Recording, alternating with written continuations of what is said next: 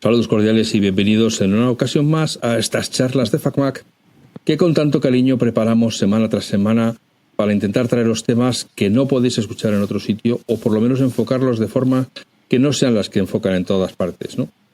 Hoy especialmente venimos a tratar un tema que es, yo diría que es el punto que más les duele a los usuarios de productos Apple, que es sobre si sus dispositivos son seguros o no, sobre si necesitan instalar un antivirus o no, si hay malware para los ordenadores de Apple y si hay ataques que de verdad pongan en peligro lo que tenemos dentro de nuestros ordenadores.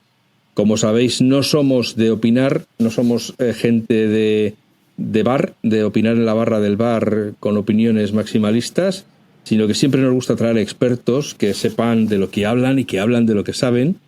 Y para ello hoy, ni más ni menos, nos hemos traído a Eusebio Nieva, que es director técnico de Checkpoint Software.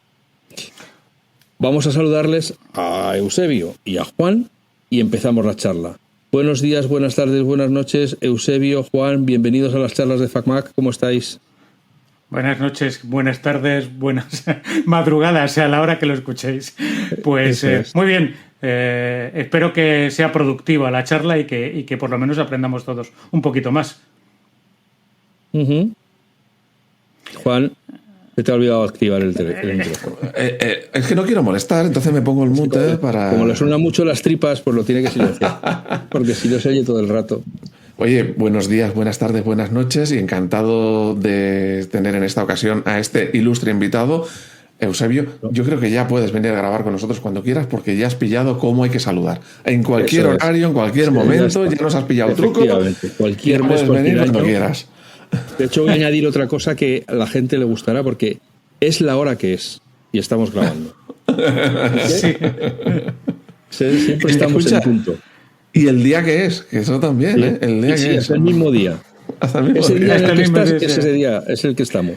Nosotros también. Bueno, Eusebio, la seguridad en el Mac es un tema tabú.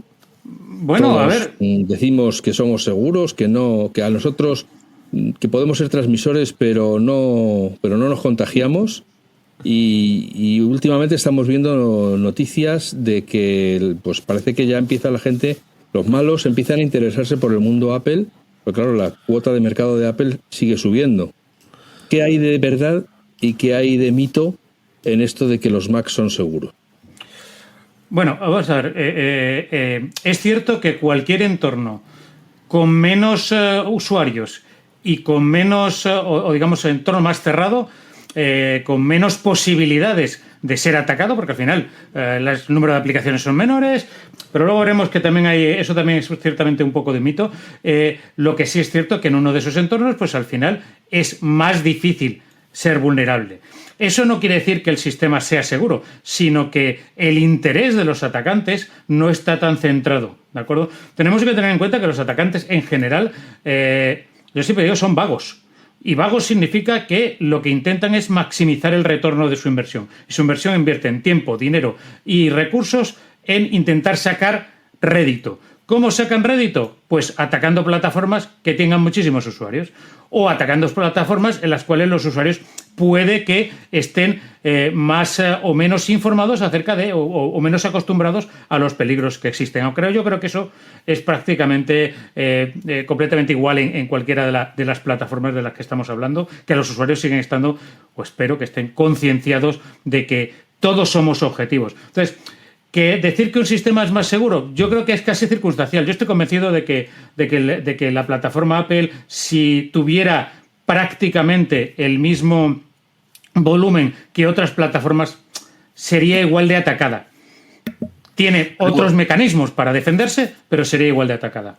Pero claro, en la plataforma Apple, en conjunto, se dan dos circunstancias distintas en referencia a eso. Tenemos en la parte del Mac, que son los ordenadores, donde es una cuota muy minoritaria en comparación con el mundo de Windows, pero tenemos la plataforma iPhone del teléfono, que si bien en España puede ser un poco minoritaria, en Estados Unidos, por ejemplo, no es así, tiene un volumen muy grande. Entonces, ahí, si sumamos a que se supone que, bueno, que el volumen es muy grande y que el poder adquisitivo de los usuarios o la información o lo que puedan sacar los atacantes de esos iPhones es más jugoso.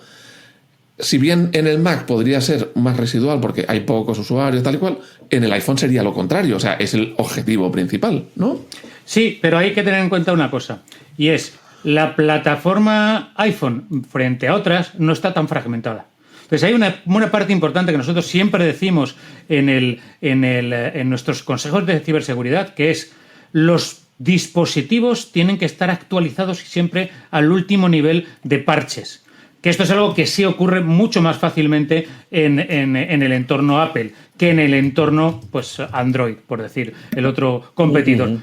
¿Por qué? Porque los sistemas del competidor tienen mucha más fragmentación, mucho más diferentes sistemas operativos, diferentes fabricantes, una plataforma más abierta y, por lo tanto, más sencilla de explotar, ¿vale? Ese es el gran problema.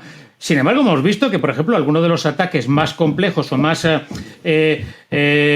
difíciles de realizar o con técnicamente más difíciles se han desarrollado contra sistemas Apple, ¿de acuerdo? En este caso hemos visto, por ejemplo, que los ataques en el cual supuestamente se hizo un espionaje del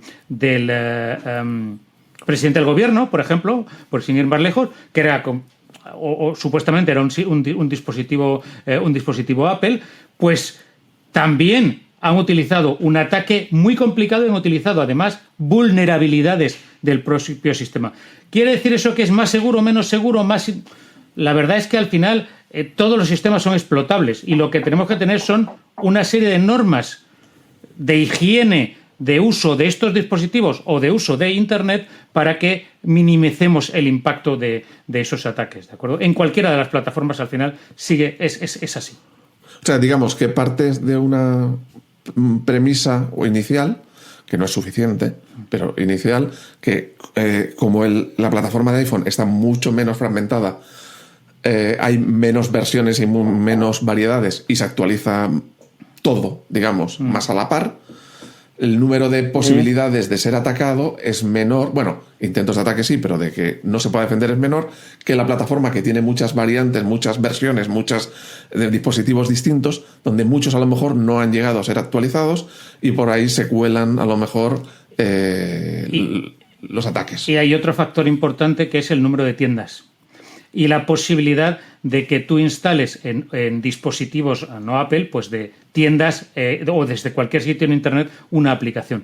Y hemos visto que ese es también otro de los factores de riesgo, todos los vectores de ataque suele ser, pues eso, que tú te puedas descargar de cualquier sitio, incluso no autorizado, e instalar en tu dispositivo. Ese es otro de los factores que también es diferencial. Y luego que la propia tienda, incluso tiendas oficiales, pues es... Como el volumen de usuarios es muy grande, el volumen de usuarios, sobre todo en Asia, es enorme, pues estamos viendo muchísimas aplicaciones incluso maliciosas en las tiendas oficiales de según qué aplicaciones, sobre todo de Android. Cosa que en Apple está mucho más controlado. Eso es cierto. ¿Vale?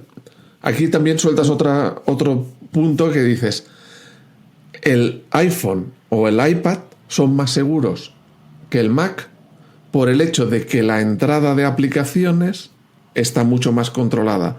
En un sitio tienes que pasar por la tienda y en el otro sitio puedes entrar libremente saltándote todas las medidas. Sí, ese es uno de los factores. Vamos a mandarle desde aquí un saludo a la Unión Europea, que ha trabajado muy duro para hacer de iOS un entorno más inseguro, obligando a Apple a abrir a otras tiendas y que los usuarios ahora sean muy libres de infectar su teléfono con lo que quieran. Esa es una gran desventaja, efectivamente, pero también hay que tener en cuenta que la competencia pues es algo que debe existir, ¿vale? El cerrar demasiado un sistema, al final hay una cosa que se llama security by obscurity, tampoco funciona demasiado bien. ¿Por qué? Porque cuando eres atacado es mucho más difícil detectar que has sido atacado también, ¿de acuerdo? Entonces hay que mantener un equilibrio, ¿vale? Entre estos dos factores hay que mantener un equilibrio y al final son cosas que debemos que tener en cuenta y que el propio sistema y todos los sistemas de las plataformas tienen que soportar, entre comillas, que los usuarios sean capaces de elegir, pero también controlar lo que puedan hacer, ¿vale? Porque eso es al final lo que va a dar la seguridad en la plataforma completa. A ver, yo, por ejemplo... Para poder elegir, pero no tanto. A ver, yo te soy sincero, en mi día a día, en mi entorno, pues algún familiar, algún amigo o conocido que sé que son negados para la informática o que les preocupa muy poco, que no son como los que puedan estar escuchando este podcast, que les interesa el tema, sino pues son gente que ahí está la tecnología, le pueden usar porque le interesa, pues ver estos vídeos, ver estas cosas o hacer tal, pero que les interesa un rábano la tecnología. Yo a esos cercanos, cuando tienen que comprar un dispositivo para hacer trabajar con tal, siempre les he recomendado, no, tú un iPad, no un ordenador, ni un Mac siquiera. Sí. No, un iPad. ¿Por qué? Porque lo que no quiero es que se tengan que preocupar de nada, que se despreocupen, que no haya peligro, que se meten aquí, que se meten allá. Evidentemente siempre habrá un peligro, ¿no? Pues si entran en una página web donde le pide unos datos y se los dan, siendo engañados, pues ahí el peligro está. Pero intentando reducir al máximo. Otra gente que sea más... Esto es mi forma de hacer, digamos, no sé si es lo correcto o no es lo correcto. Otra gente que sea ya más metida en el mundo de la tecnología, más avanzada, más que sepa distinguir qué es una web de qué es una aplicación, qué es un tal, entonces de ahí ya te puedes ir a un ordenador más tranquilamente porque vas a tener unos cuidados mayores. O sea, yo intento que cuando alguien no sabe del tema ni le interesa, quiero un dispositivo de tamaño tal, un iPad. A ver, la seguridad y la simplicidad son grandes amigas.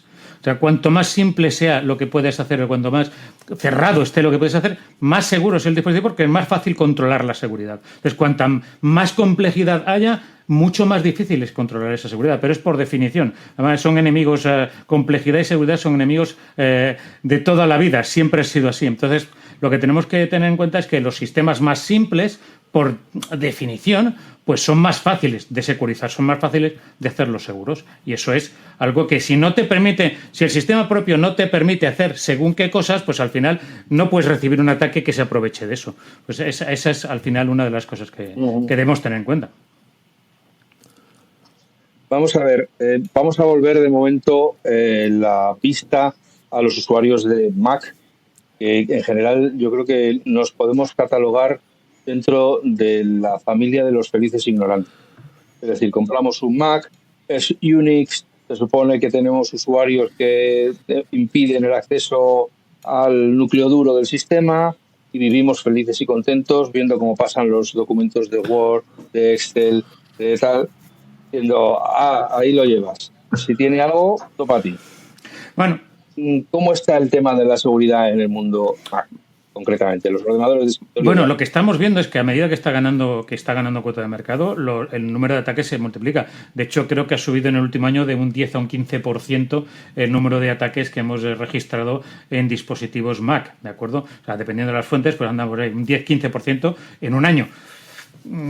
Cuando yo creo que la cuota de mercado pues tampoco ha variado tanto, ¿vale? Pero sí que es cierto que lo que no podemos ser es acomodaticios. No podemos decir, bueno, es que yo tengo un Mac, no tengo peligro ninguno. No. Es decir, no nos exime que el sistema operativo esté diseñado de una manera determinada, más seguro, menos seguro, o que impida hacer ciertas cosas, no nos exime de hacer nuestro propio trabajo. Y en esto estamos viendo que últimamente algunos de los ataques que se están realizando, como por ejemplo el de Banshee que hemos visto, es casi trivial desde el punto de vista de seguridad. Es decir, es el propio usuario el que le abre la puerta al malware descargándoselo pensando que es, bueno, pues es...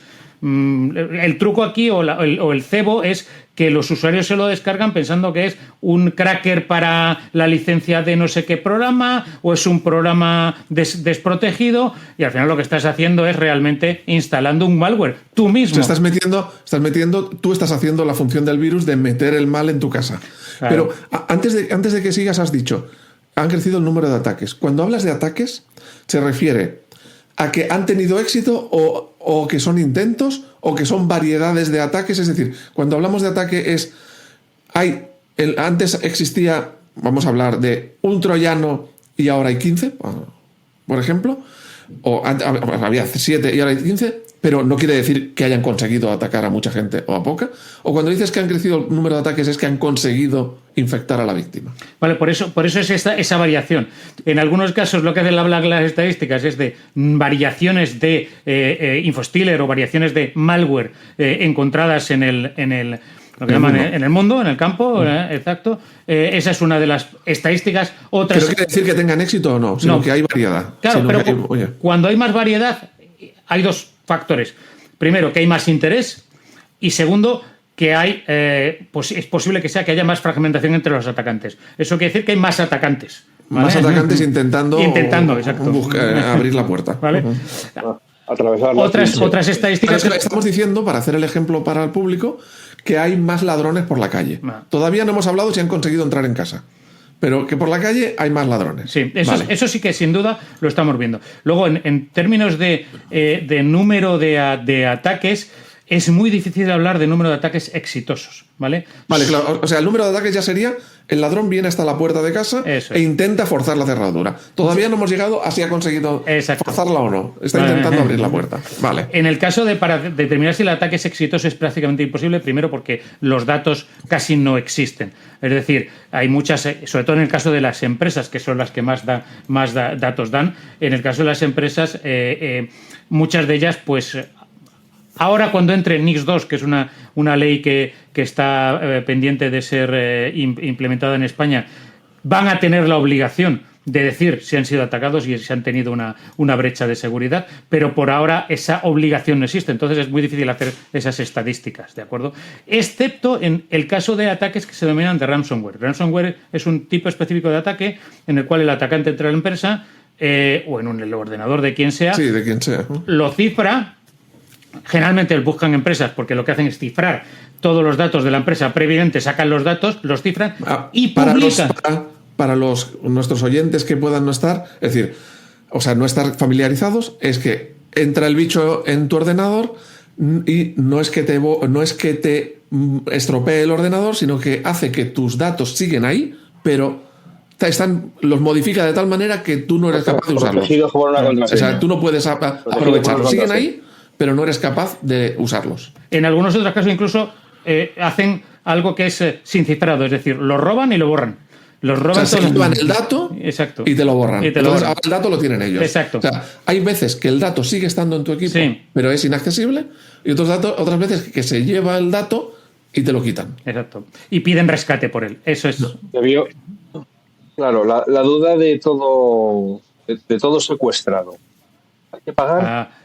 ¿O hay que darse por jodido y seguir con tu vida sabiendo que has perdido todo? Mira, en el caso de las empresas se tendrán que plantear. Lo que pasa es que los rescates ya empiezan a ser importantes. Es decir, empiezan a hacer. Pues, el otro día estamos viendo de cerca de 25 millones de dólares alguna empresa, ¿vale? Ha tenido que pagar para recuperar sus datos.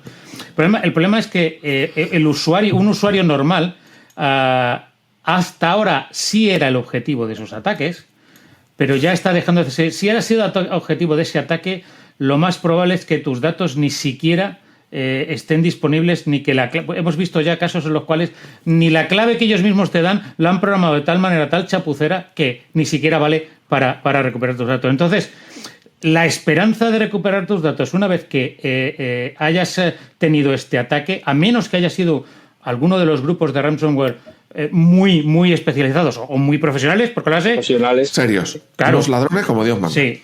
Esos. Porque al final te estás fiando de la buena fe del entre comillas, exacto.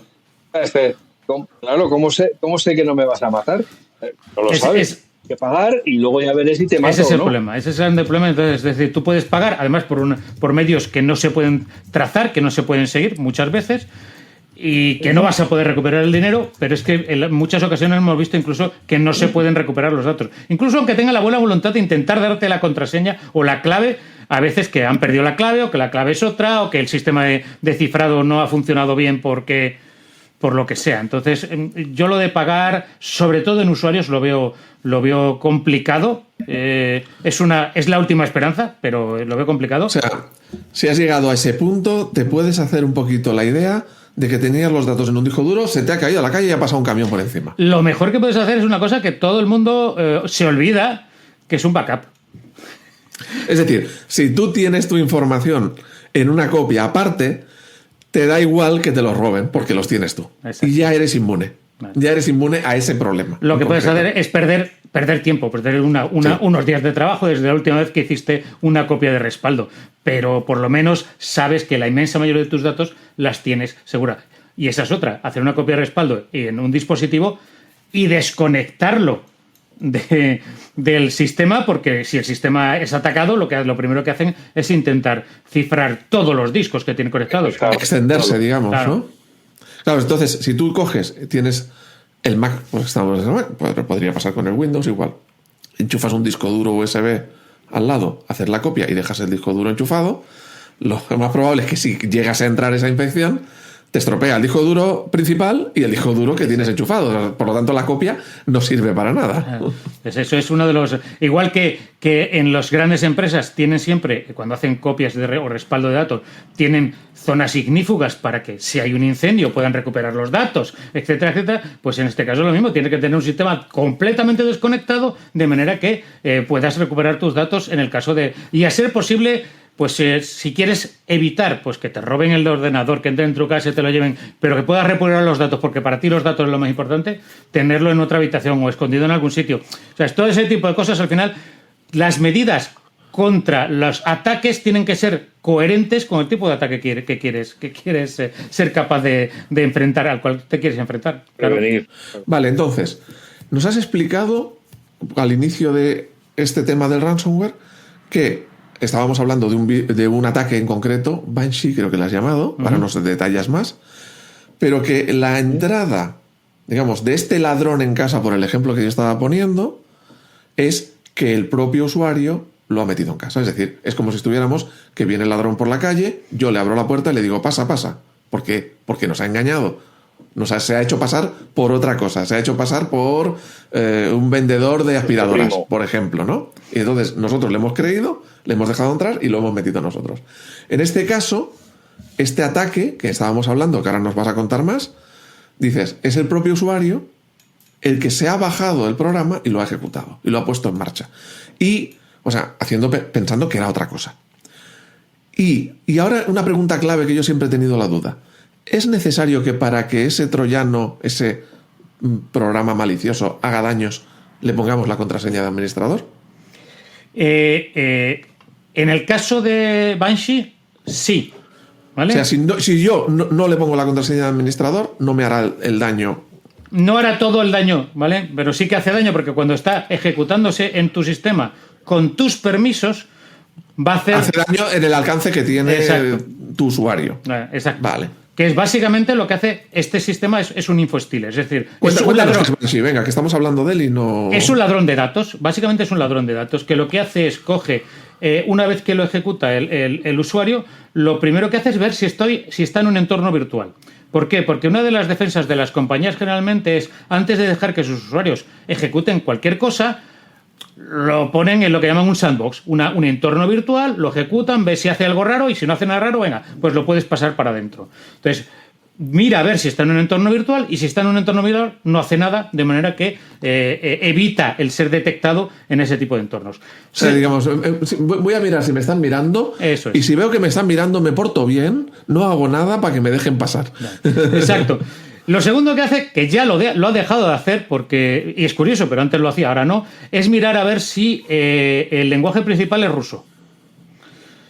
Esto tiene una razón muy sencilla, y es que las leyes rusas no persiguen o no van a perseguir a alguien que no ataque a alguien ruso. ¿Vale? Entonces, lo primero que hacía este infostealer antes, ahora ya no, pero en las últimas versiones no, en las anteriores sí, era mirar a ver si el lenguaje del sistema era ruso. Si era ruso, no hacía nada. Ahora no, eso ya directamente ni lo mira, ¿vale? Lo tercero que hace, pedir la contraseña de administrador.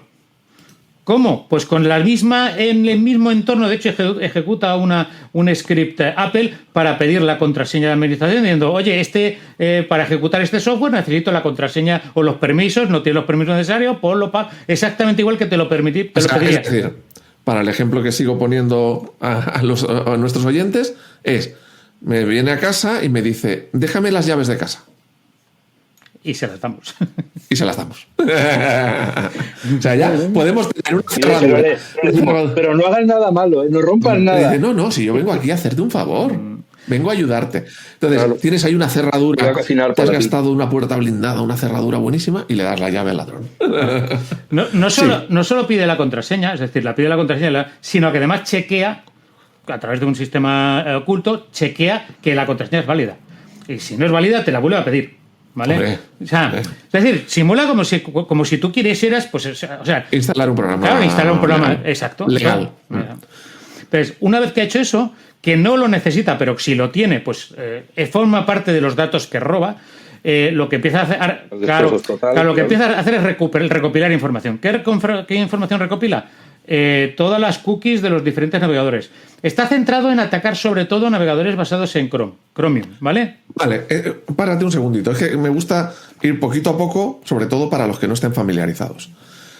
Las cookies son esa información que va grabando tu navegador de todas las páginas que visitas y ciertos detalles de las páginas y tal, para ver tus gustos y todo eso y ofrecerte publicidad. Bueno, originalmente era para personalizar tu experiencia y que sea mejor técnicamente, pero a la hora de la verdad es para escudriñar todos tus datos, escudriñar toda tu información y sacártelo todo. Entonces, como ese malware, ese programita, va a las cookies, recupera toda esa información de tus gustos, tus visitas, tus aficiones, con qué trabajas, como si fuera tu navegador, y dices, precisamente el que más le gusta son los de Chrome, los de Google. Sí. Vale. Y de los de Google extrae no solamente esa información, sino historial, muchas más otras cosas. El navegador típico de Mac sí que extrae las cookies. ¿En Safari? En Safari, pero no extrae otro tipo de información. Pero lo que hay que tener en cuenta es no solo lo que tú has dicho acerca de las cookies, que son pues para saber qué es lo que te gusta y tal, sino también son un mecanismo para saber si estás metido en un sitio. Es decir, cuando tú haces login, cuando entras en tu correo, por ejemplo, de Gmail o de lo que tú quieras, entra en el correo para leerlo, se establece una cookie, ¿de acuerdo? Que se almacena en el navegador y que se almacena en el otro extremo para que cuando tú vuelvas a entrar no tengas que poner tu password, ¿vale?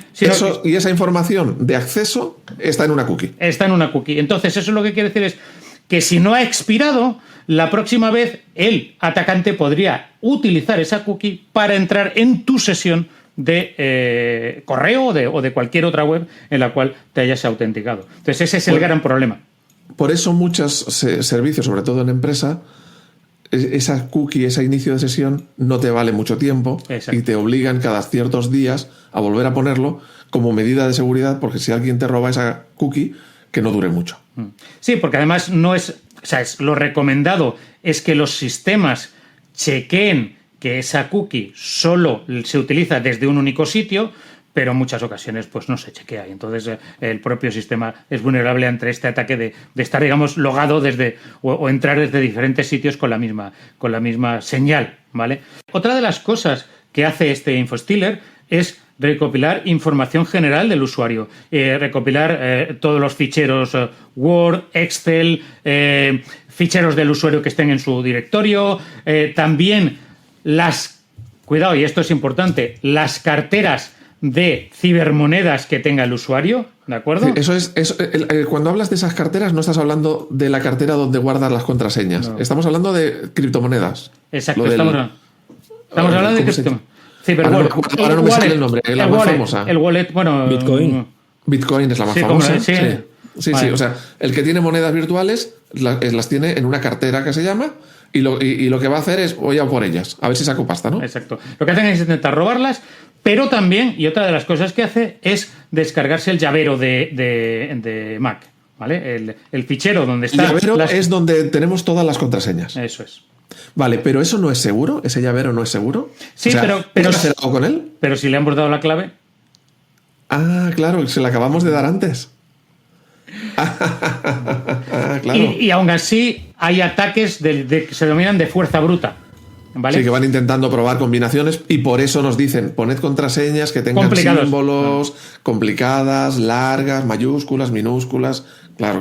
Dependiendo del número, o sea, dependiendo de la longitud de la contraseña, y de el número de diferentes tipos de símbolos que utilicemos, la contraseña por fuerza bruta se puede resolver en 2 horas o en muchos años. ¿Vale? A ver, usuarios y escuchantes de este programa, ¿veis por qué no tenéis que poner la contraseña de administrador nunca? Sobre todo cuando os la pida algo que os acabáis de descargar.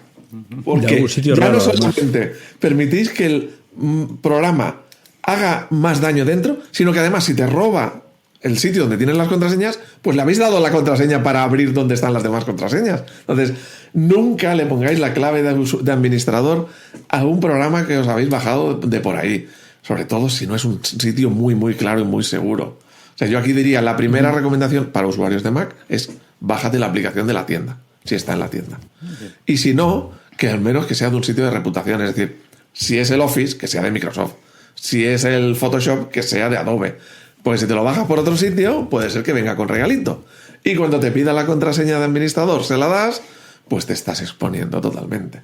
Además, una de las cosas que algunos usuarios hacían y que este malware ha sido capaz de saltarse es que tú, cuando te descargas algo que es sospechoso, ¿qué es lo que haces? Bueno, pues voy a ver si tiene virus. ¿Qué es lo que hace? O le pasas un antivirus o te lo llevas a Virus Total y dices, oye, a ver, que aquí tengo un montón de antivirus que me dicen si esto es bueno o es malo. A ver, cuéntanos lo que es Virus Total, para los que no lo sepan. Virus Total es una empresa, de hecho es una empresa española que ha comprado Google, que está en Málaga, de hecho, o sea, y que lo que hace es, tiene una web, ¿no? Es una web. Una web en la cual tú puedes meter un fichero o un enlace. Sí, me he enviado esto, venga, vale, lo meto ahí. Lo metes ahí. Y ellos lo que hacen es, cuando tú lo metes ahí, te dicen primero, sabemos si es malo o no por la firma del propio fichero, es decir, el propio fichero le hacen un cálculo, lo que se llama un hash, y dicen, bueno, pues esto es un identificador único del contenido de este fichero. Y esto ya alguien ha visto que es malo. Eso es lo primero. Entonces ya te dicen si es malo o bueno. Pero además, alguien ya lo ha reportado antes, alguien ¿no? ya lo ha reportado, claro. Y otra de las cosas que hacen es lo pasan por los diferentes filtros de múltiples antivirus de múltiples fabricantes, y lo que te dicen es, oye, pues esto sí detecta, no detecta, si detecta que es bueno o es malo, ¿vale? Entonces, ¿qué es lo que ha ocurrido con este malware en concreto? Que durante varios meses nadie detectaba que era malo.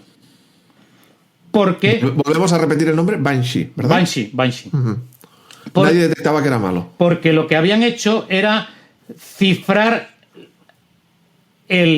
no cifrar el contenido, o sea, dentro de cuando tú programas cualquier programa, cuando tú lo conviertes en un ejecutable, quedan dentro cadenas, strings, de los mensajitos que tiene o de el propio código que tú has utilizado. Entonces eso es lo que se suele utilizar por los antivirus para saber esto es bueno o malo. ¿Por qué? Porque antes han visto esto es malo, vamos a crear una regla, es que cuando alguien dentro del fichero tenga esto es malo, ¿vale? Uh-huh. Entonces lo que hicieron es el mismo cifrado que se utiliza en el antivirus de Mac, ¿vale? Lo utilizaron para cifrar las cadenas que había aquí, con lo cual no eran reconocibles. Y entonces tuvieron durante un par de meses que prácticamente ningún antivirus reconocía el malware, a pesar de que era exactamente el mismo, lo único que habían cambiado era eso, ¿de acuerdo? Pero nadie reconocía que era malo, precisamente porque los antivirus habitualmente están hechos para hacer una cosa, es buscar dentro de los ficheros... Patrones, cosas claro, que conocen, ¿no? Cosas que conocen. Entonces es muy... O sea, si alguien... Por ejemplo, Alf, en su infinita maldad, programa antivirus, programa un virus esta noche y lo lanza por ahí, como es nuevo, lo acaba de sacar esta noche, todavía ningún antivirus le conoce y ninguno lo va a detectar. Cuando ya se empiece a conocer y tal, entonces ya lo van a ir detectando. Claro. Entonces, en cuanto han hecho, digamos, esto, lo que se denomina es una mutación, esta mutación ya es nueva y durante mucho tiempo, desde el término de lo que es tiempo en un antivirus, pues ha estado varios meses, 2 o 3 meses, sin ser reconocido como un malware. Y eso es un problema importante porque ha pasado inadvertido. Incluso aunque tú pusieras de tu parte, para esto no me fío, lo voy a poner en Virus Total, pues incluso así te puede ser infectado.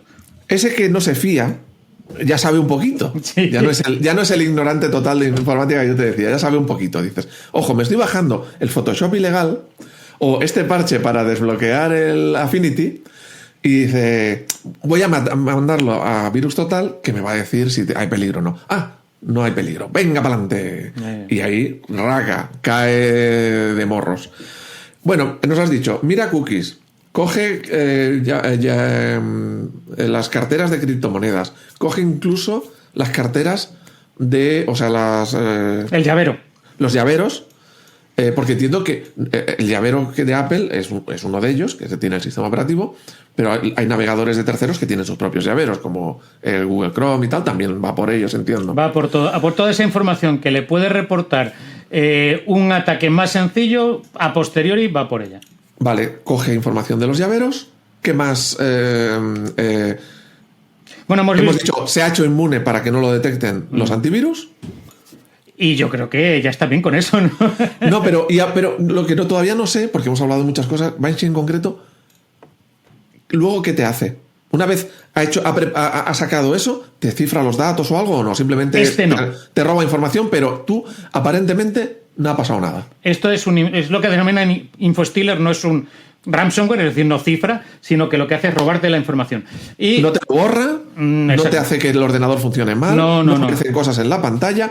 Tú estás tan feliz con tu programa pirata recién instalado y no te has enterado y te están desvalijando por detrás. O a lo mejor el programa que tú creías que era pirata realmente no hace nada más que esto, que no es poco. ¿Sabes? Es decir, no, pero que por eso digo que, que si el programa te cifrara, si el programa te borrase cosas, si el programa te pusiese cosas en la pantalla, te darías cuenta enseguida. Dices, ostras, pero no, tú estás tan feliz. El mío estaba bien. Además, lo pasé por Virus Total.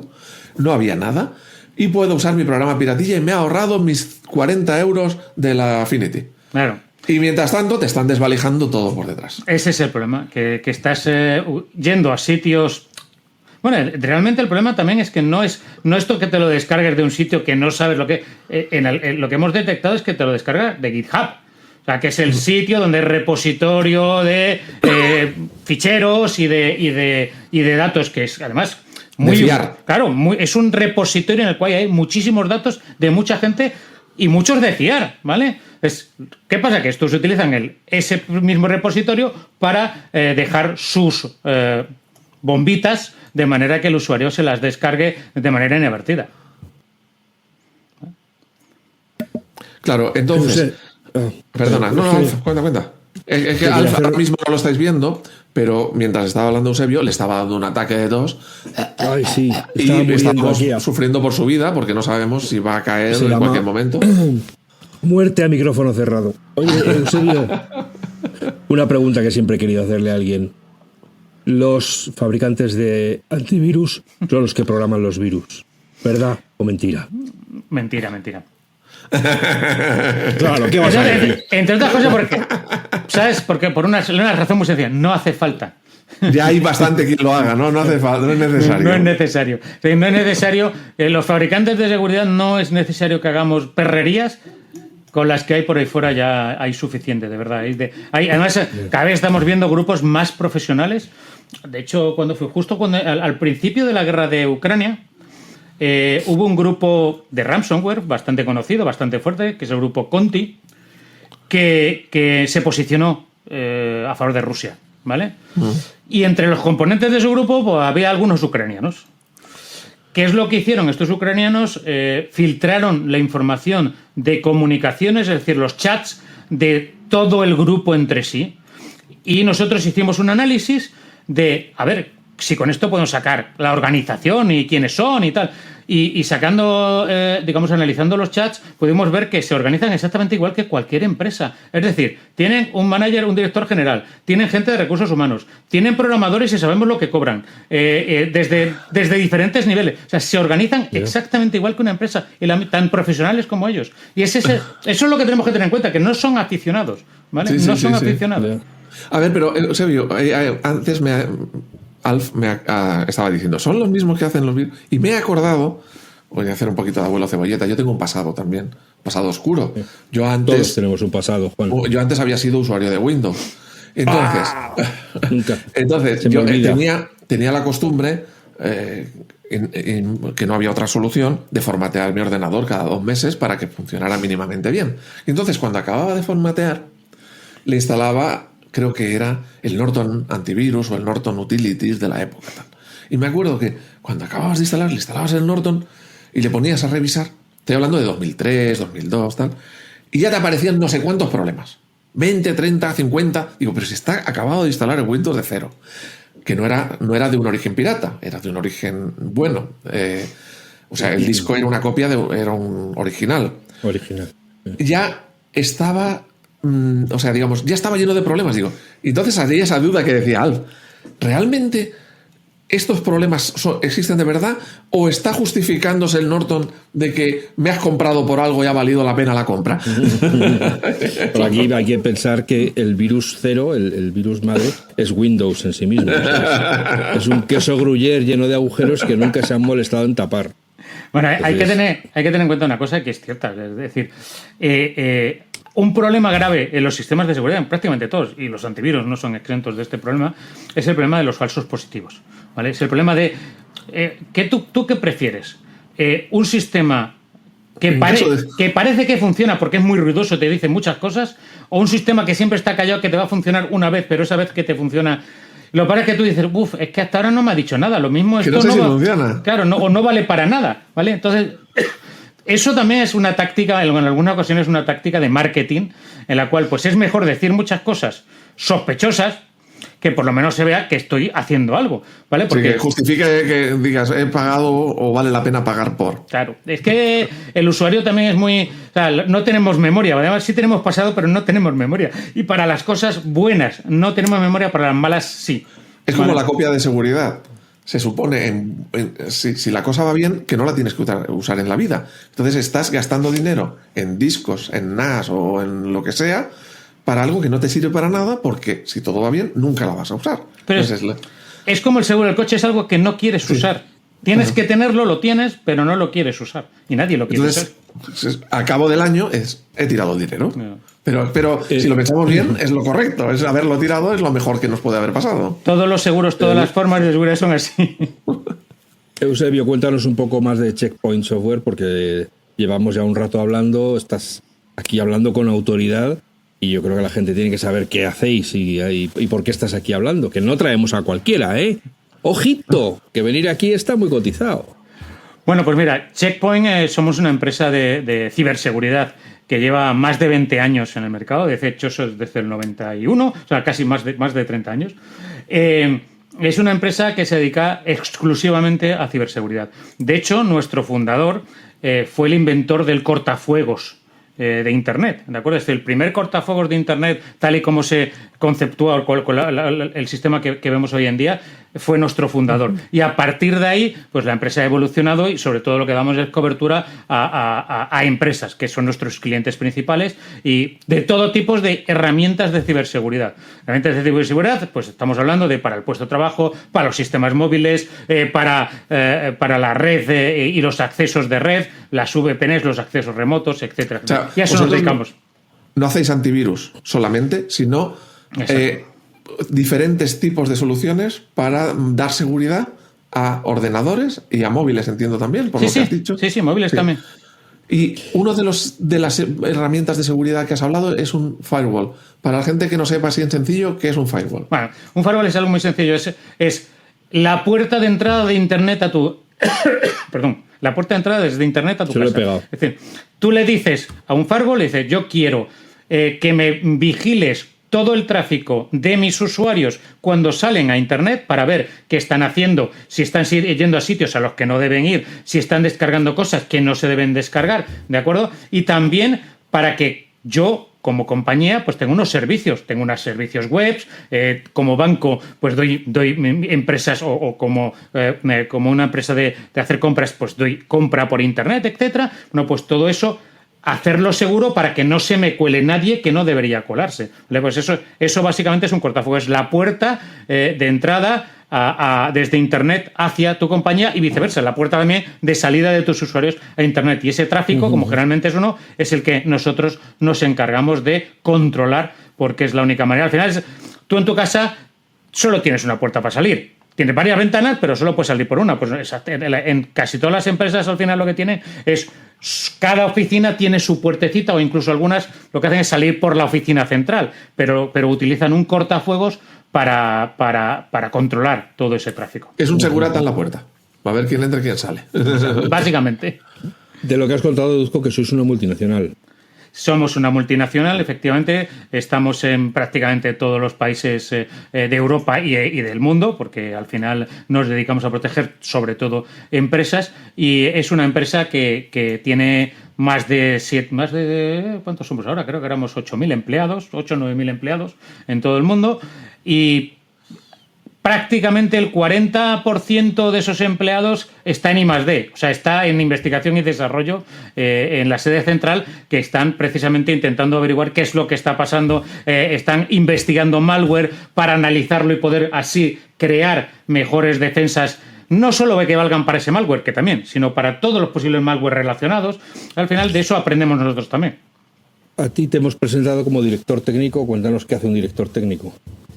Bueno, pues en mi caso soy director técnico, pero como en España la parte de la multinacional se dedica sobre todo a ventas, pues a lo que me dedico es, yo tengo un equipo de 21 personas, que lo que nos dedicamos es a apoyar y a ayudar a nuestros clientes a tener la mejor arquitectura de seguridad posible utilizando nuestros dispositivos y nuestras tecnologías. Es decir, cuando un cliente nos llega y dice que ¿cómo protejo mi correo? Pues allá vamos nosotros y mira, nuestra solución te permite proteger el correo así, te aconsejamos que lo hagas de esta manera, no lo hagas por aquí, hazlo así, esta es nuestra arquitectura recomendada. Al final ayudarlos a que dentro de nuestras posibilidades estén lo más seguro posible, porque es nuestra labor. Nuestra labor es que, fíjate, nuestra labor es no tener que trabajar el día siguiente que a nuestro cliente le han entrado y tenemos que ir a ayudarle arreglarlo. No, nuestra labor es intentar que eso no ocurra nunca. Prevenir.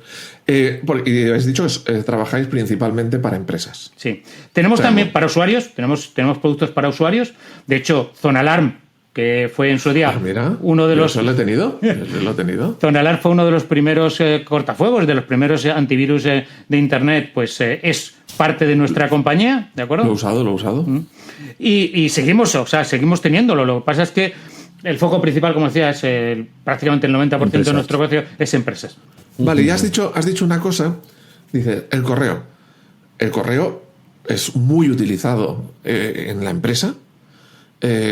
Yo creo que en el mundo particular mucho menos, porque hoy en día, y sobre todo los más jóvenes, bueno, hablas con gente joven de 18, de 20, no saben ni lo que es el correo, solo saben lo que es el WhatsApp, el Instagram y el no sé qué. Sí. Luego, a ver, en una empresa puedes irte a una página web, puedes irte a comunicación por correo, mucho Teams y tal. Hoy en día, ¿cuál es el principal sitio por donde os tenéis que centrar más en proteger a las empresas?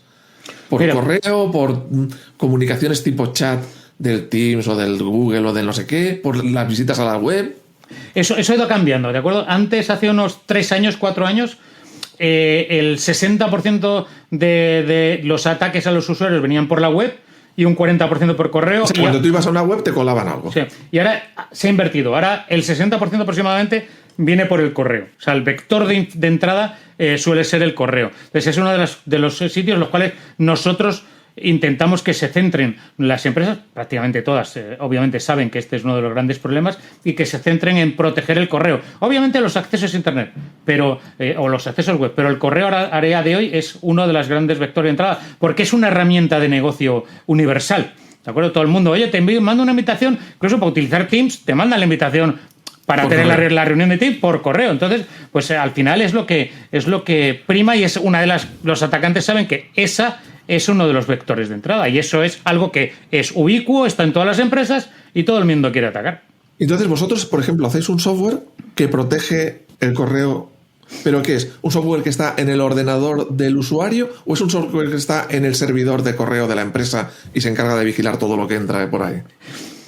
Mira, para proteger cualquier sistema de seguridad, nosotros siempre aconsejamos una cosa que es defensa en profundidad. ¿Qué significa este concepto? Este concepto significa que si tú estás intentando proteger algo, cuantas más puertas tengas hasta que llegues al usuario, mejor. Entonces, nuestros sistemas de defensa es, primero, poner algo en el servidor, ¿vale? Primero poner algo en el servidor y luego te explico los diferentes posibles ataques que puedes tener ahí. Pero luego tienes una herramienta como puede ser el cortafuegos, que también te puede servir para resolver ciertos ataques en el correo. Y por último, poner algo también en el usuario. De manera que O sea, si se le cuelan por arriba, que no se le cuelen por en medio y que no se le cuelen por atrás. Pues que tenga que abrir las 3 puertas para colársele, ¿sabes? O sea, que al final es lo que intentan todas las empresas, poner las mayores barreras posibles para que sea lo más difícil. Por ejemplo, en el correo no es solo decir, bueno, pues vamos a intentar detectar qué es bueno y es malo. El problema es que todos los atacantes ya saben que en el correo hay muchas defensas y lo que hacen es, van variando. Por ejemplo, una de las técnicas que utilizan ahora, antes te enviaban un enlace, ¿vale? Un enlace en el cual si el usuario pinchaba, pues le llevaba a un sitio que era malo, ¿de acuerdo? Entonces, ¿qué hicieron las empresas? Pues poner un filtro que miraba si ese sitio, según llegaba el correo, lo miro, esto es malo, este correo no se lo doy al usuario. ¿Qué es lo que han hecho los atacantes, por ejemplo, para saltarse eso? Bueno, pues a las 5 de la mañana te llega un correo de un sitio que si la empresa va y lo mira, es bueno el sitio. Pero a las 8 de la mañana, cuando el usuario lee y pincha, es malo. Vale, o sea, digamos, en el momento que lo envíen, dicen, va a ser analizado en ese momento me porto bien. Cuando ya más tarde, que es cuando están las personas trabajando, se convierte, madre mía. Por ejemplo, otra de las cosas que hacen, en vez de enviarte un enlace, ahora te envían un QR. En el correo.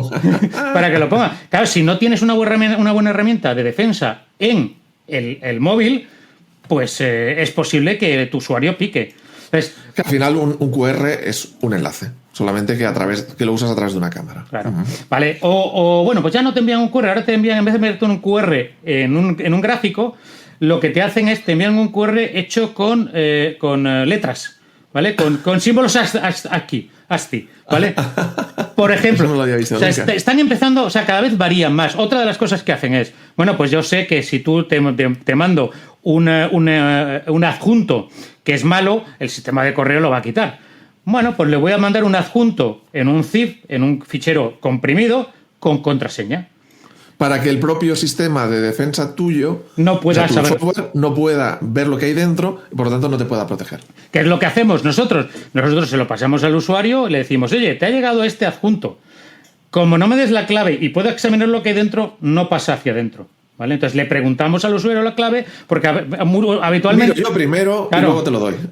Habitualmente lo que hacen es, te ponen te ponen el correo y te dicen, mira, la clave es no sé cuánto, o la clave es la fecha del 2 de enero de 1900, y te lo ponen en texto, que claro, muchos sistemas de correo lo que hacen es, bueno, voy a intentar, si en el correo que han enviado está la clave y puedo las diferentes palabras dentro del correo contra ese... claro, porque el usuario ha contestado como si fuera una persona, claro, pero lo que está atendiendo es una máquina. Claro. Y a veces no son lo cuidadosos o lo disciplinados que deberían.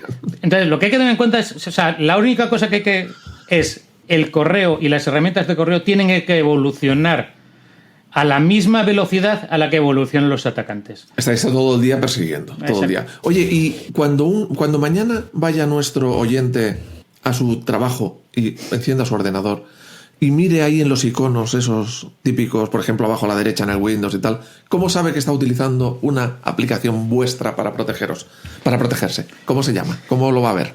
Bueno, lo va a ver, lo que denominamos nuestro endpoint tiene el símbolo de checkpoint, ¿de acuerdo? Y el símbolo de checkpoint, dependiendo de la versión que esté utilizando, pues es bastante reconocible, fondo rosa y una especie de ordenador, ¿de acuerdo? Pero cuando te pones el ratón, entiendo que pone checkpoint. Se llama checkpoint. Exacto. Vale, pero generalmente muchas de las defensas son invisibles, afortunadamente son invisibles para el usuario, porque están en los servidores. Claro. Oye, Eusebio, ¿qué pasa con las suplantaciones por SMS? ¿Cómo es posible que me llegue a mí un correo que me diga que es del Santander o de Movistar, cuando claramente es un intento de phishing, de llevarme a... Mira, ¿cómo se consigue eso de que me llegue como identificado como de la empresa? Es muy sencillo, es casi trivial. Mira, cuando utilizas un sistema de voz sobre IP, ¿vale? Los sistemas de voz sobre IP lo que hacen es, básicamente, tú tienes una especie de teléfono virtual que es un programa, ¿de acuerdo? Tú puedes decir en ese programa qué número eres. A ver, un momento. Cuando hablas de voz sobre IP, hablamos de una llamada de WhatsApp, una llamada de FaceTime, una llamada... Esa es la tecnología. Pero tú estás hablando de hablar con un teléfono normal, pero a través de datos en lugar de a través de la voz convencional. Ajá. Exacto. Tú, por ejemplo, utilizas, no sé, llamas desde cualquier otro país, ¿de acuerdo? Con un teléfono IP, tuyo que te has construido y que le has puesto, mira, yo soy el número de teléfono este. Te lo estás inventando. Que te lo estás inventando. La verdad. ¿No?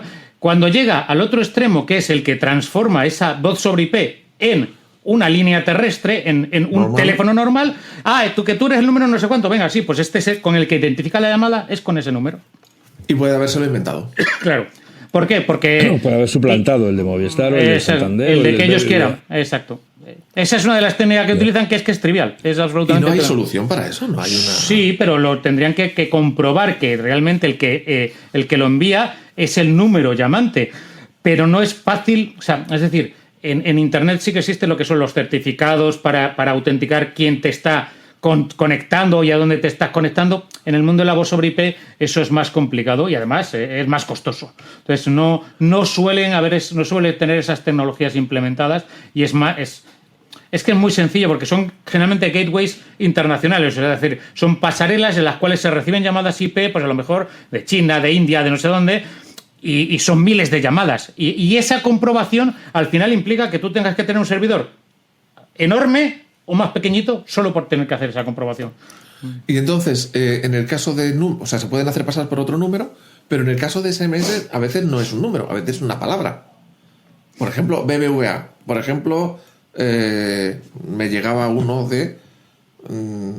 esta mañana... Mafre o tal. O sea, los SMS no necesitan tener un número, pueden tener una palabra. En los SMS lo que pueden utilizar, y además es lo que se llama una pasarela de SMS, que es como o sea, de hecho hay webs en las cuales puedes ver, las cuales te dan pues 100 mensajes por $1 o tal. Entonces, incluso tienen una forma de programar esos SMS. Y tú lo que puedes hacer es, desde tu casa o desde una web, directamente...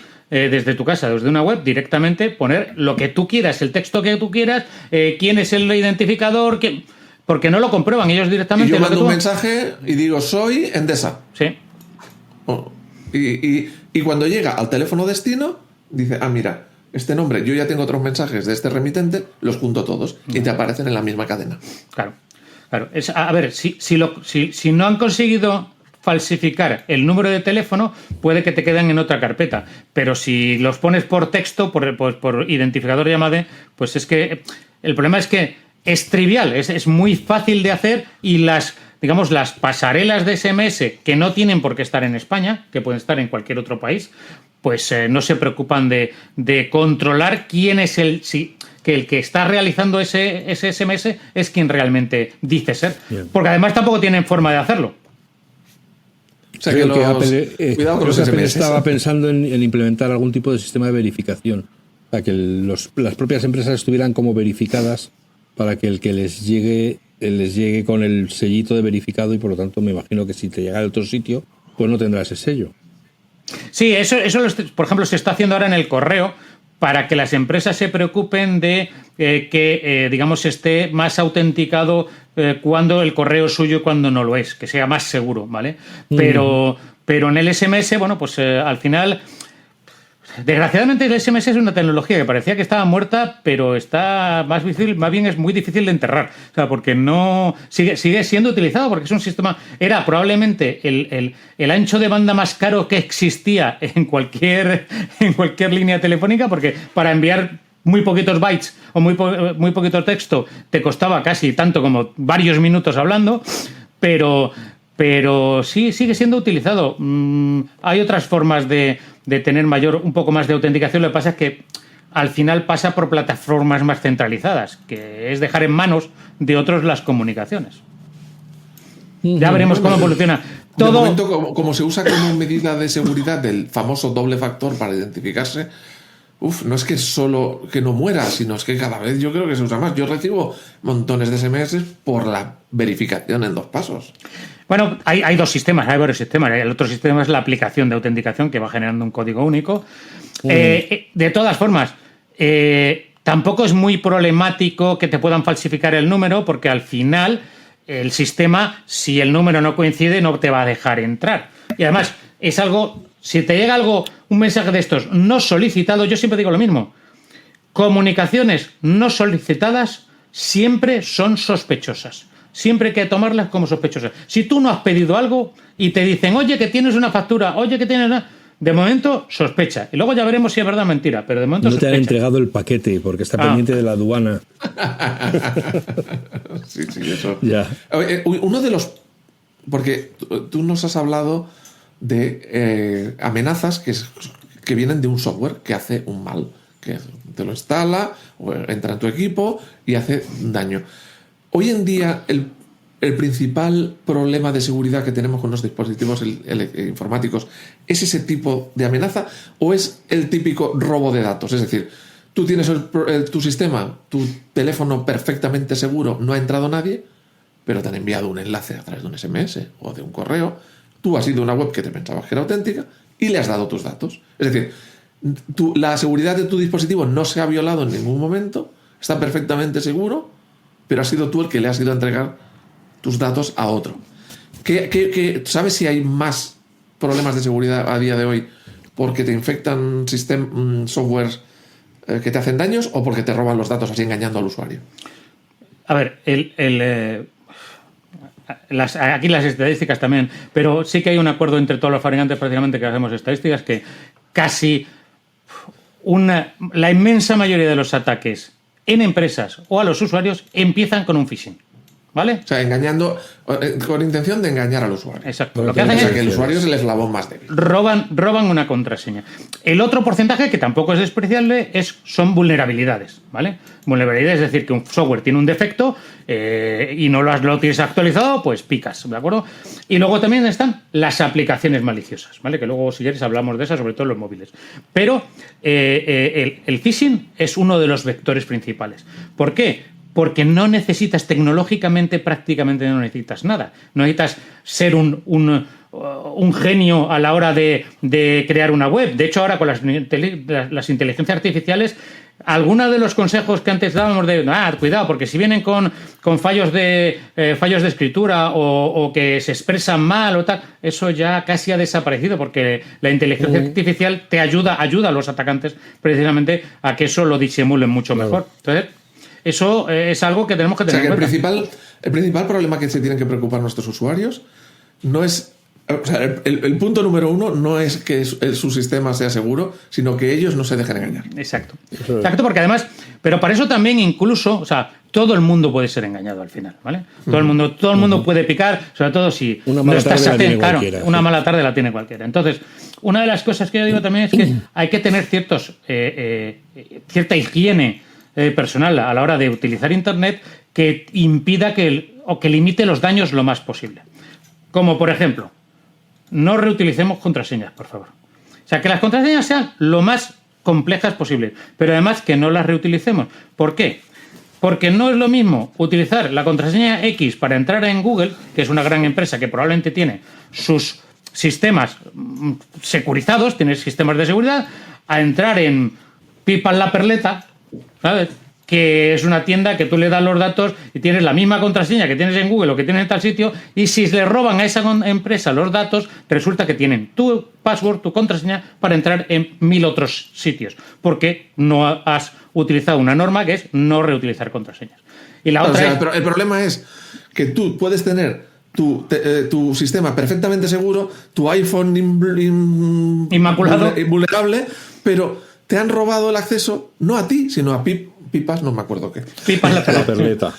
Pues a Pipas la Perleta le has roto su pipa? contraseña, y como tú has usado el mismo correo y la misma contraseña en Pipas la Perleta que en otro sitio, la han utilizado para entrar en el otro sitio. Y tú sigues teniendo tu teléfono súper protegido y súper seguro, pero te entran por otro lado. Claro. ¿Por qué? Porque se la han robado a otro, no a ti. Claro. Entonces, por eso siempre nosotros aconsejamos, primero, para aquellos sitios que para vosotros sean muy, muy importantes, siempre tener un segundo factor de autenticación. Siempre un doble factor de autenticación. Lo de un SMS, lo de un correo, una aplicación, lo que sea. Bueno. ¿Vale? Y nunca reutilizar contraseñas precisamente para evitar esto, para que aquellos sitios que no son tan protegidos porque no invierten tanto en seguridad y los ataquen y tengan una brecha de seguridad, no aprovechen esos datos, porque además brechas de seguridad de muchos lados. Además hay sitios en los cuales tú puedes saber si tu password ha sido vulnerado en algún sitio, ¿de acuerdo? Porque hay brechas de seguridad completamente públicas. Entonces, de hecho, uno de esos sitios, tú vas, pones tu password y dices, oye, que en el 90 y tanto, en el 91, resulta que tú pusiste este password en tal sitio y es conocido. Y como no lo hayas cambiado desde el 91, te aseguro que lo utilizan. Porque es lo que hacen más fácil O sea, yo digo siempre que son vagos. ¿Cuál es lo más fácil de hacer? Coges esa brecha de seguridad, a ver si por casualidad no cambió el password desde hace tanto tiempo, en tal sitio, en tal sitio, en tal sitio, en tal sitio. Y atacan todos esos sitios con eso. Y como no la ha cambiado, porque para mí, o sea, yo cuando tengo que atender a familiares y amigos y hacerles de servicio técnico, o sea, una de las cosas más difíciles, oye, llego a este punto, tengo que hacer esto, pon tu contraseña de el ID de Apple o la contraseña de tal. Pues no me acuerdo. Y no se la saben. Entonces, claro, en todas las webs o en todos sitios usan la misma porque bastante tienen con saberse una. Claro, dice, entonces, y uno entra en... Entonces dices, estamos perdidos. Porque por muchas medidas de seguridad, si le das la llave al malo, te va a entrar por donde quiera, ¿no?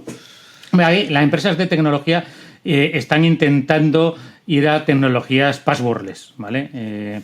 Ya veremos cómo sale, porque parece prometedor, ¿de acuerdo? Pero lo que están intentando es hacer más fácil la vida de los usuarios. Pero bueno, o sea, ya veremos cómo ocurre. Lo único que yo siempre aconsejo dar, es complicado tener muchísimos passwords. Utiliza un sistema. ¿Un sistema, dices, mental o un sistema...? No, un sistema para guardarlas. Las dos cosas. Primero, un sistema para guardar tus contraseñas y tenerlas ordenaditas, que de esa manera la proteges con una única contraseña que solo tú te sabes y no lo utilizas más que para eso, ¿de acuerdo? Eso es lo que se llama un gestor de contraseñas. Pero la segunda es tener un sistema mental para crear contraseñas. Por ejemplo, un libro. O siempre utilizas un libro. El libro, página no sé cuánto. Pues la página X, las 3 primeras palabras o las 5 primeras palabras, la primera letra de cada palabra. O una frase, pues en un lugar de la mancha, la E, la U, la L... Yo ese sistema lo había utilizado en el pasado. Y lo que haces es variar ligeramente el sistema en cada web, con algún prefijo, algún sufijo que sea indicativo de la web a la cual te quieres conectar o cosas. Lo que pasa es que esos sistemas estás descargando en el que el usuario sea disciplinado y tenga un poco de memoria, que no tiene que acordarse de la contraseña entera, pero sí de cómo formaba pues esas últimas. Yo también he utilizado esa técnica en el pasado.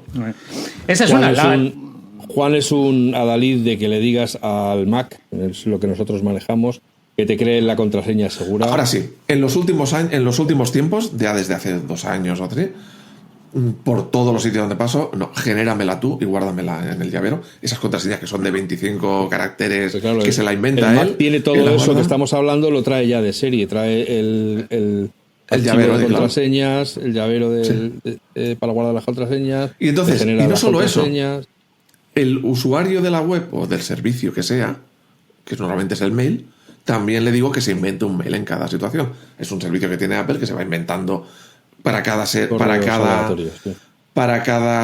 para cada web o cada sitio donde te des de alta, se inventa un mail distinto. Si te mandan un mail ahí, tú lo recibes, no hay problema. Pero es eso que acabamos de hablar. Si alguien entra a ese servicio y le roba tus credenciales, tu usuario, tu mail y tu contraseña, resulta que se ha llevado algo que no sirve para nada en ningún sitio más, porque solo era de ahí, el uso, tanto el mail como la contraseña solo eran de ahí.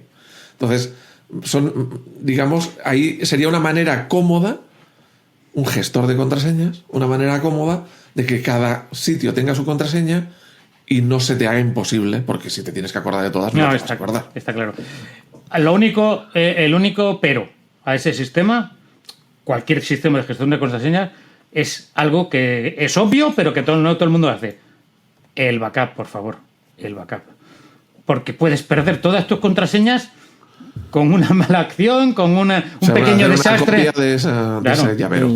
Tener una copia segura de ese llavero para mantener tus contraseñas, obviamente. Sí. Y bueno, pues ya muy otro bien. Consejo para nuestros oyentes. No pongáis la misma contraseña y si puede ser el mismo usuario en todos los sitios, porque ya no depende de ti o de tu sistema, de tu seguridad, de lo que actualices, de que tengas instalados 25 antivirus, porque a lo mejor se lo roban a cualquiera de los servicios que estás utilizando. Claro. Entonces, todo lo que has hecho por ti no sirve para nada, porque va por otro lado el problema, ¿no? Claro, que no solamente tú no puedes asegurar la protección que tiene una tienda a la cual has accedido una vez hace no sé cuánto tiempo y pueden haber sido atacados, claro. Yo en el pasado tengo que reconocer que también había hecho eso, de poner la misma contraseña en todos los sitios, porque es que digo, si no, no me acuerdo. Pero claro, es un peligro. Es un peligro. Bueno, amigas, amigos, vamos a dejar aquí hoy esta interesantísima charla con Eusebio Nieva, director técnico de Checkpoint Software, que le agradecemos profundamente que haya encontrado este rato para venir a hablarnos de los seguros y no tan seguros Mac, iPhone, etcétera, que no podemos ir del más chulos que nadie, que también nos pueden infectar, que hay gente trabajando para encontrar los agujeros por los que colarse y que por lo tanto toda precaución es poca. No, y que aunque tengamos un sistema seguro, nos pueden engañar por otro lado, o sea que hay que tener mucho cuidado. Y que hagamos copias de seguridad, por favor. Una cosa muy importante que ha dicho Eusebio y que no querría yo que quedara sepultada bajo las otras 200.000 palabras que se han dicho después, es que hay que hacer una copia de seguridad que no esté conectada al ordenador. O sea, haces la copia de seguridad y desconectas el disco y lo guardas en otro sitio, aunque la hagas una vez al trimestre. Aprovecho para... Pero tienes que tener una copia de seguridad porque si te infectan, también van a infectar ese disco. Si es el disco que tienes siempre enchufado, pues va a estar contaminado igual. Así que perderás todo de todas formas.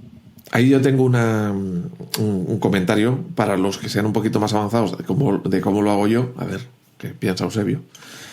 Evidentemente, mis datos están en un NAS que está aquí en casa y ese NAS se conecta por las noches a un NAS que tengo en casa de mi padre, que está a cientos de kilómetros, y se hace copia todas las noches, evidentemente, con sus usuarios, sus contraseñas y todo eso, y copias además versionadas. Eso te iba a decir, versionadas. Es decir, que no se guarda solo el último dato, sino que se guarda el último dato, cómo era antes de ese cambio, porque si viniera un malware de esto que me cifra, es decir, me altera el archivo para que no lo pueda leer, puedo ir a la versión del día antes o de la versión anterior y recuperarlo. Entonces, cada día se hace una copia por la noche. Además, ese NAS donde se hacen las copias está apagado todo el día y no se puede encender ni siquiera por red. Y a las tantas de la mañana se enciende un ratito, es cuando el otro va, hace la copia y se apaga. ¿Con qué intención? Que si veo yo que estoy teniendo un problema en casa, le digo al familiar, oye, desenchufa aquel NAS para que, como ha estado apagado, no le ha podido entrar nada y al menos tengo la información segura. Bueno, también hay... A ver, luego también hay una cosa, es que tú puedes tener copias de seguridad de todo y decir, bueno, pero esto lo más importante para mí son estas 3 o 4 cositas. Vale, pues esas con sistemas de cifrado los cifras y lo almacenas en un sitio en la nube. Un sistema de cifrado bueno. También. ¿Vale? Pero el caso es que ya es otro sitio distinto. Exacto. La nube es otro sitio distinto. Y evidentemente con su usuario y contraseña distinto. Exacto, sí, por supuesto. O si eres más tradicional, en un disco duro o en un pendrive. Exacto. Pero tienes que acordarte de actualizarlo. Juan, deja irse a Eusebio. Que está el hombre que ya con el abrigo puesto y en la mano en la puerta y está Juan. Pero oye, volver otro día. Espera. Tienes que volver otro día para contarnos más cosas. Sí, le volvemos Cuando a llamar. queráis. Tú no te preocupes. Tú no te preocupes. Que sepáis que a pesar de todo lo que ha dicho, Eusebio en su casa tiene un Mac. Entonces, bueno, ahí le hemos pillado. Que, amigas, amigos, que seáis felices, que seáis buenas personas y que nos escuchemos de nuevo muy pronto. Gracias. Gracias, Eusebio. Gracias a vosotros. Hasta luego. Gracias.